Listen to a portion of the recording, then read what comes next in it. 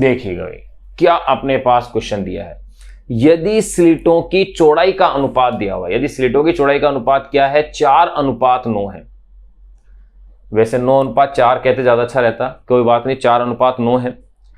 तो उच्चिष्ट व निम्निष्ट की तीव्रताओं का अनुपात ज्ञात कीजिए, क्या होगा। उच्चिष्ट का मतलब अधिकतम, निम्निष्ट का मतलब न्यूनतम, उच्चिष्ट का मतलब मैक्सिमम तीव्रता के लिए, निम्निष्ट यानी कि मिनिमा यानी कि न्यूनतम तीव्रता के लिए। तो देखो क्वेश्चन क्या है, क्वेश्चन में ये क्या कह रहे हैं, यदि स्लिटों की चौड़ाइयों का अनुपात,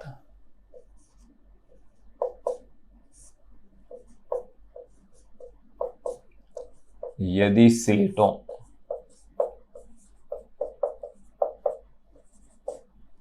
की चौड़ाइयों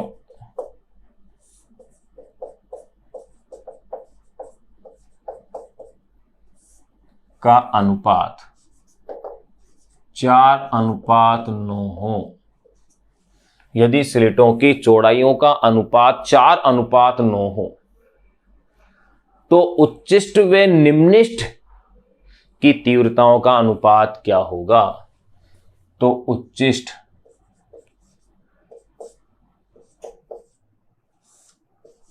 यानी कि मैक्सिमा व निम्निष्ट की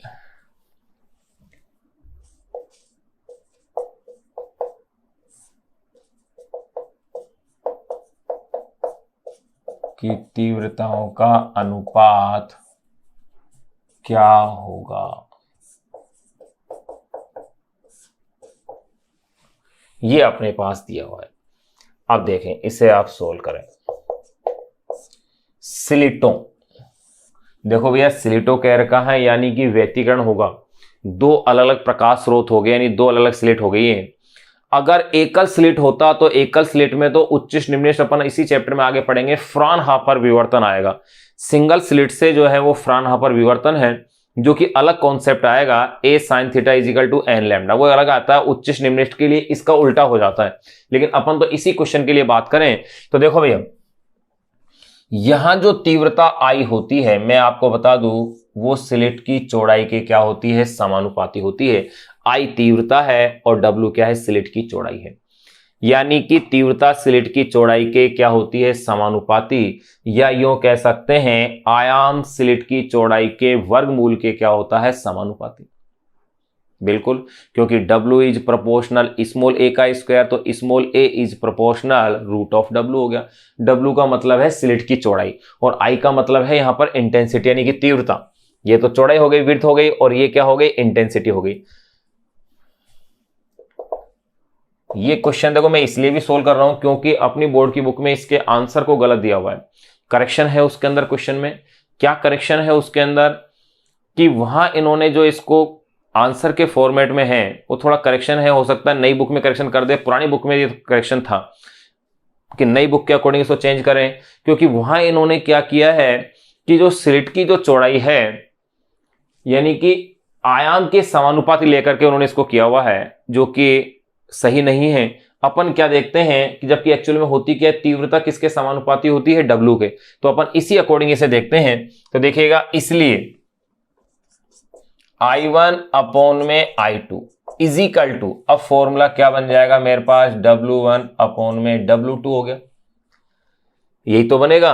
अगर ऐसा है, लेकिन इसने भैया ये थोड़ी कहा है कि I1 अपॉन में I2 इजिकल टू ये, तो यहां अपन इसे कैसे कह सकते हैं कि इसने पूछा क्या है, उच्चिष्ट और निम्निष्ट की तीव्रताओं का अनुपात, यानी कि इसने जो क्वेश्चन में पूछा है वो I मैक्सिमम और I मिनिमम का अनुपात पूछा है, नहीं कि I1 और I2 का। हाँ, लेकिन अगर आप I1 और I2 निकाल लें, I1 और I2 निकाल लें तो भी मैक्सिमम मिनिमम निकल जाएगा, यानी वही सेम फॉर्मूला हो गया है। तो चलो पहले अपन उसी तरीके से लिख लेते हैं जिस तरीके से अपन को लिखना चाहिए इसे। तो देखें, I1 अपॉन में I2 इजिकल टू,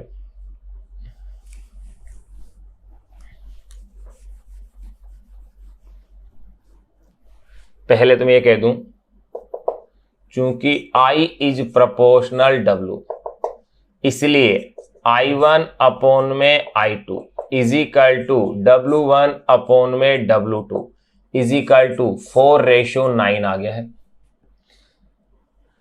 और आपको क्या ज्ञात करना है, I मैक्सिमम अपॉन में I मिनिमम। इन दोनों का अपन को क्या निकालना है, अनुपात निकालना है, बस यही क्वेश्चन है। तो देखो ये आप जानते हैं कि I मैक्सिमम अपॉन में I minimum is equal to root of I1 plus root of I2 का होल स्क्वायर अपॉन में root of I1 minus root of I2 का होल स्क्वायर है। अब वही बात यहां अपने पास फॉर्मूले में I1 I2 आ रहा है, लेकिन दिया हुआ अपन को क्या है, रेशियो है I1 I2 का 4:9। इसका मतलब इसको इसी रेशियो के फॉर्मेट में चेंज करें। अपन चाहे तो ये मान रख के भी आंसर निकाल सकते हैं भाई। I1 का मान आप 4 रख दो, I2 का मान आप 9 रख दो। 4 का रूट कितना हो जाएगा 2, 9 का कितना हो जाएगा 3, यानी कि ये हो गया 5। 5 का स्क्वायर कितना हो जाएगा 25, और यहां बचेगा -1। कैसे भाई, 4 का रूट हो गया 2 और 9 का हो जाएगा 3, तो 2 - 3 -1, -1 का स्क्वायर कितना हो जाएगा +1, यानी कि आंसर आ गया 25:1। तो आंसर तो सही आ गया, 25:1 आ गया। बुक के अंदर अलग आंसर दिया हुआ है। अगर ये 25:1 आ गया अपने पास आंसर, लेकिन तरीका सही नहीं है। क्यों नहीं है सही? क्योंकि वो तो अनुपात देकर के अनुपात ही पूछा था, इसलिए आंसर इसमें मैच कर गया। अनुपात देकर के अनुपात पूछने की वजह से आंसर क्या कर गया, इसका मैच कर गया। लेकिन अगर मान लो इसमें अनुपात नहीं पूछा होता, मान होता, तो इसलिए अपन इसको क्या करेंगे, अनुपात के रूप में बदल लें पहले। तो देखो इसी फॉर्मूले को अब मैं यहां इससे आगे की स्टेप को भाई इधर सोल्व कर रहा हूं, तो मैं इसको यूं लिख सकता हूं, I मैक्सिमम अपॉन में I minimum is equal to, मेरे को क्या चाहिए इसमें, I1 अपॉन में I2 चाहिए। यानी कि रूट ऑफ I2 को अगर मैं कॉमन लेता हूं तो रूट ऑफ I2 इसमें से रूट ऑफ I2 इसमें, तो ये तो क्या हो जाएगा, कैंसिल हो जाएगा बाहर आकर के। और यहां इक्वेशन मेरे पास बन जाएगी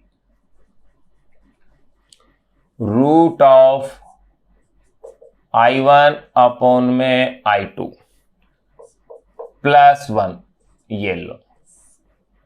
इसी तरह से ये हो जाएगा रूट ऑफ I1 अपॉन में I2 -1, ये फॉर्मूला बन जाएगा।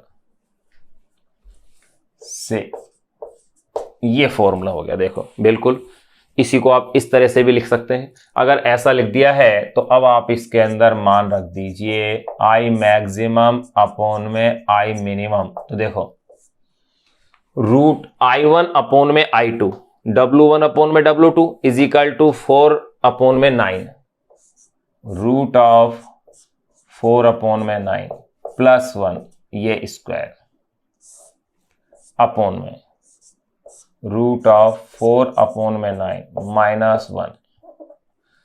अब आगे देखें, 4 अपॉन में 9 यानी कि 2 अपॉन में 3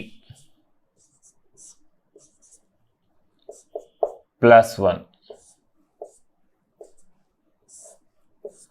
फिर 2 अपॉन में 3 -1। I maximum I minimum. अब आप फिर से देखिएगा 2 अपॉन में 3 +1, यानी कि ये हो जाएगा 3,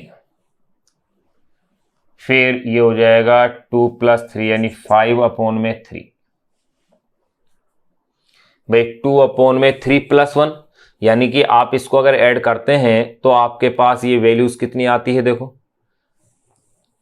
देखो भाई इस तरह से देखो, इधर साइड में अपन बात कर लें 2 अपॉन में 3 +1, एक छोटी सी स्टेप हल कर लें। 3 को आपने एलसीएम लिया तो ये हो गया है 2 + 3 यानी कि 5 अपॉन में 3 आ गया।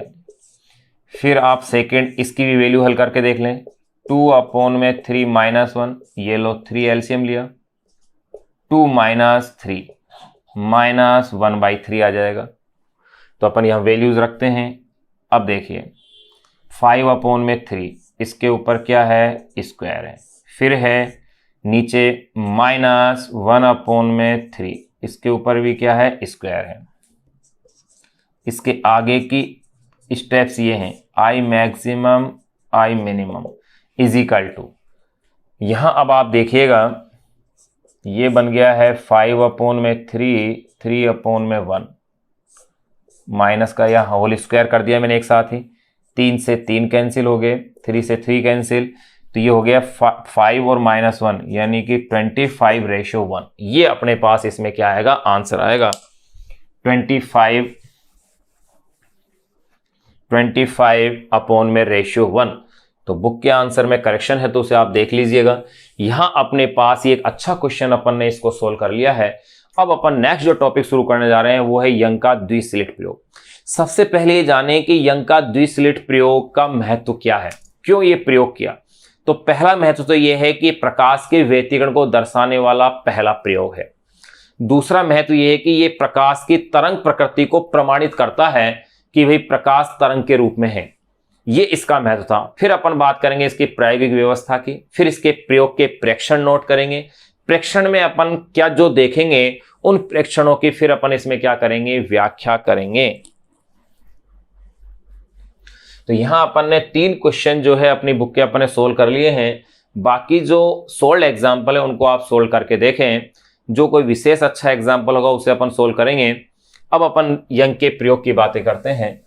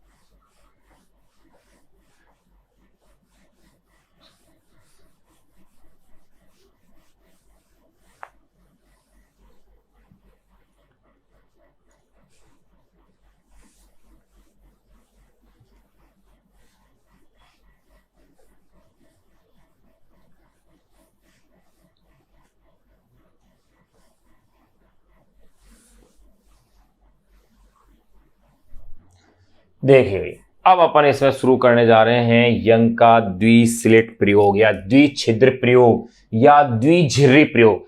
आप द्विझिर्री कह दें, द्विछिद्र कह दें या द्विस्लिट कह दें, मतलब एक ही है।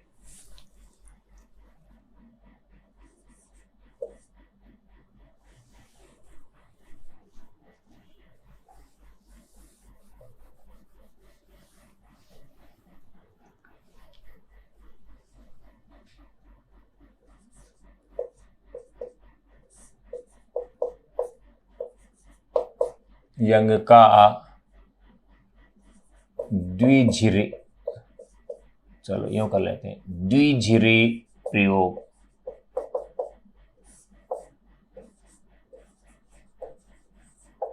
यंग्स डबल स्लिट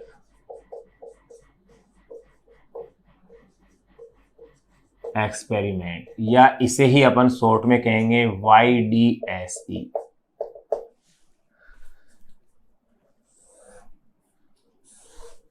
यंग का द्विझिरी प्रयोग यानी यंग से डबल स्लिट एक्सपेरिमेंट या YDSE।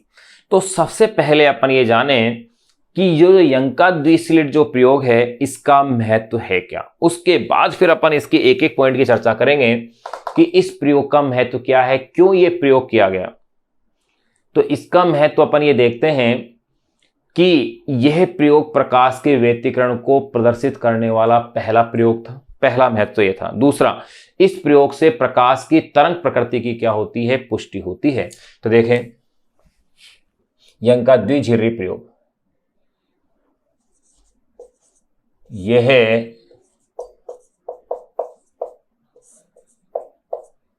प्रकाश के व्यतिकरण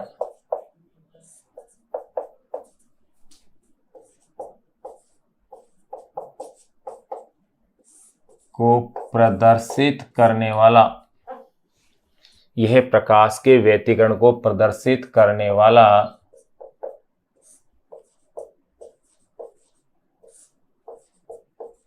प्रथम प्रयोग था। 18वीं शताब्दी में यह प्रयोग किया गया था। यह प्रकाश के व्यतिकरण को प्रदर्शित करने वाला प्रथम प्रयोग था तथा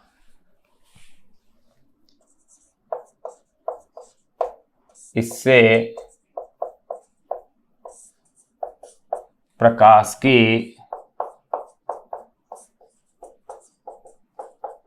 तरंग प्रकृति की पुष्टि होती है। यानी प्रकाश की तरंग प्रकृति को ये क्या करता है, प्रमाणित करता है तथा इससे प्रकाश की तरंग प्रकृति की पुष्टि होती है। यही इस प्रयोग का महत्व है। तो ये तो अपन ने इसका महत्व जान लिया। अब ये प्रयोग क्या है, उसकी प्रायोगिक व्यवस्था की बात करें अपन।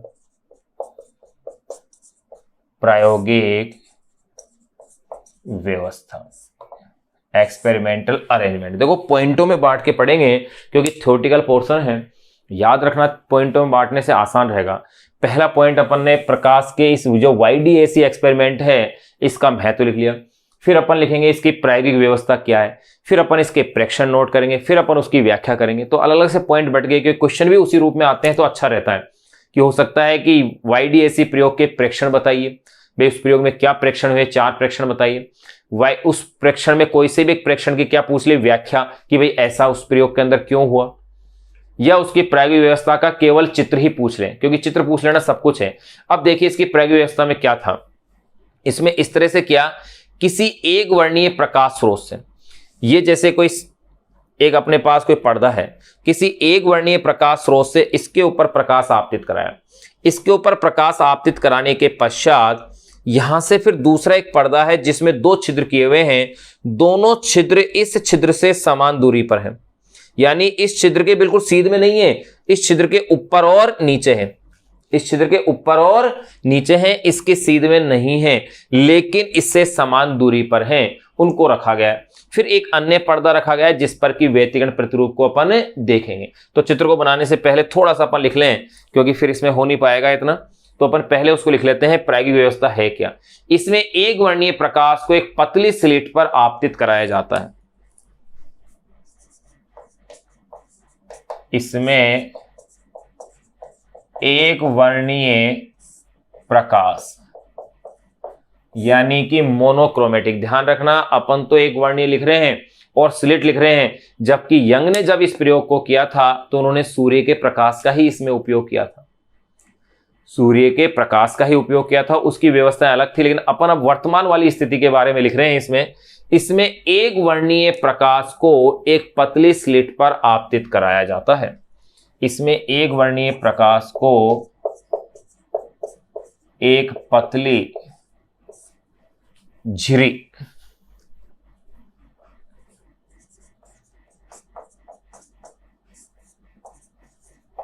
यानी कि स्लेट पर आपतित कराया जाता है।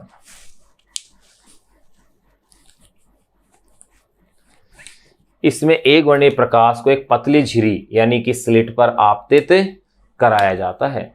इस स्लिट से प्राप्त प्रकाश को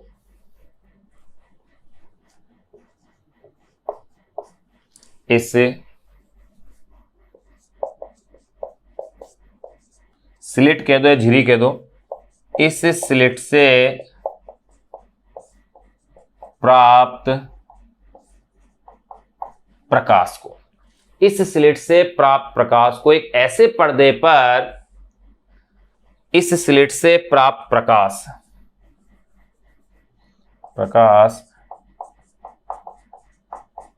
एक ऐसे पर्दे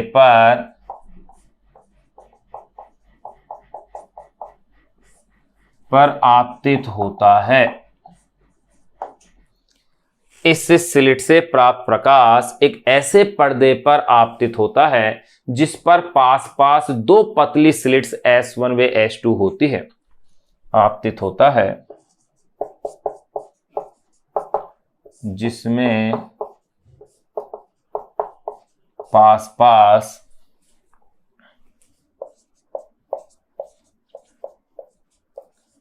दो पतली स्लेट S1 व S2 होती हैं, जिसमें पास पास दो पतली स्लेट S1 व S2 होती है। ये दोनों स्लेटें S की सीध में नहीं होकर ऊपर व नीचे होती है। S मतलब जो अपने पहले वाला है, S2 होती है,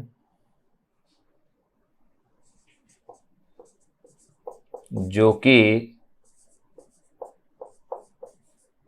S के सीध में न होकर, जो कि S के सीध में न होकर ऊपर व नीचे हैं,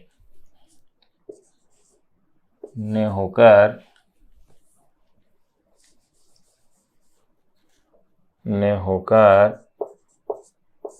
ऊपर व नीचे होती है।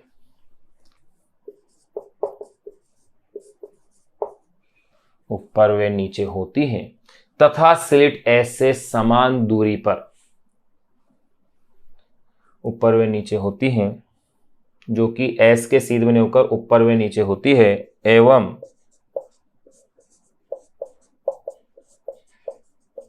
S से समान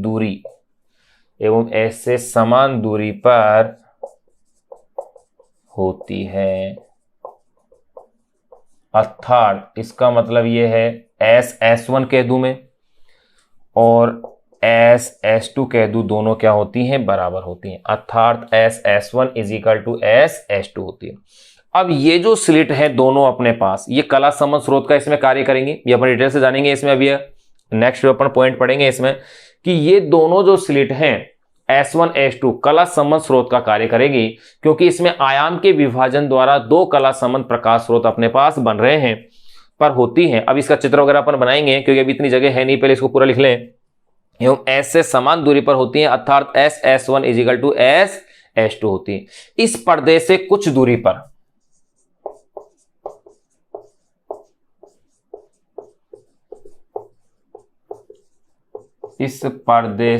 कुछ दूरी पर एक अन्य पर्दा, कुछ दूरी पर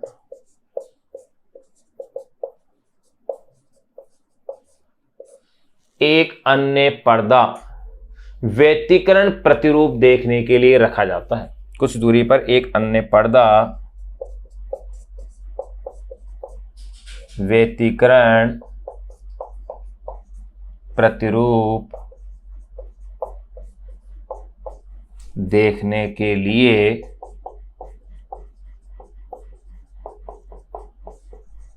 रखा जाता है। ये देखो, ये प्रायोगिक व्यवस्था है जिसका मैंने केवल डिस्क्रिप्शन किया, डायग्राम अब बनाएंगे। अब इसके बाद अपन केवल डायग्राम ही बनाना है। कोई डायग्राम बनाता तो फिर मैं डायग्राम इतना बड़ा बनता है कि लिखा नहीं जाता। इसमें एक वर्णीय प्रकाश को एक पतली झिरी पर आपतित कराया जाता है।